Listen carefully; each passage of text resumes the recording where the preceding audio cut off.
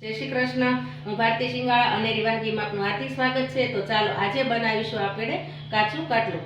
આપણો કાટલાની સામગ્રી અહીંયા તૈયાર છે। તો મેં 1 ચમચી લીધી છે પીપળું લીમડો પાવડર, અડધી ચમચી લીધી છે સૂંઠ પાવડર, 1 ચમચી લીધા છે સુવા દાણા, પોણી વાટકી લીધું છે ઘી, અડધી વાટકી લીધો છે ગોળ અને 1 વાટકી લીધું છે ટોપરાનું ખમણ। અને જે કાટલું પાવડર માર્કેટમાં મળે છે એ મેં ચમચીનો ચોથા ભાગનો લીધો છે, અને મરી પાવડર એ પણ ચોથો ભાગ લીધો છે ચમચીનો। તો હવે આપણે એને બનાવવાનું છે।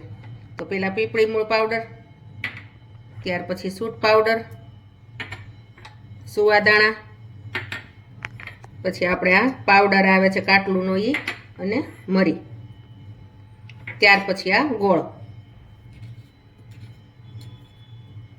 હવે આપણે આ ટોપરું, અને આને આપણે હાથ વડે જ મિક્સ કરવાનું છે, આમાં ચમચી નહીં ચાલે એટલા માટે। અને આ તમારે કાટલું તો અત્યારે સુવાવડી બાઈ હોય એને ખાવું જ પડે, કારણ કે જ્યારે ડિલિવરી આવે છે ત્યારે તમે છઠ્ઠી સુધી આ કાટલું એને ખવડાવશો તો બાઈ હોય જે કોઈ લેડીઝ એને કમરનો દુખાવો પણ નહીં થાય, અને એનો શરીરનો જે કાંઈ બગાડ હોય એ પણ નીકળી જશે, અને બાળકોને દૂધ પણ બહુ સરસ આવે, એટલે ભૂખ્યું ન રહે। ઘણા લોકો કહેતા હોય કે અમારે ધાવણ નથી આવતું તો એને ટેબ્લેટ લેવી પડે છે, તો એ પણ નહીં લેવી પડે, અને કમરનો દુખાવો તો આ જીવન કોઈ દિવસ નહીં રહે। તો જો આ કાટલું આ રીતે બનાવવાનું છે, અને સુવાવડી બાઈને છઠ્ઠી સુધી ખવડાવવાનું છે। તો આપણું કાટલું છે તૈયાર।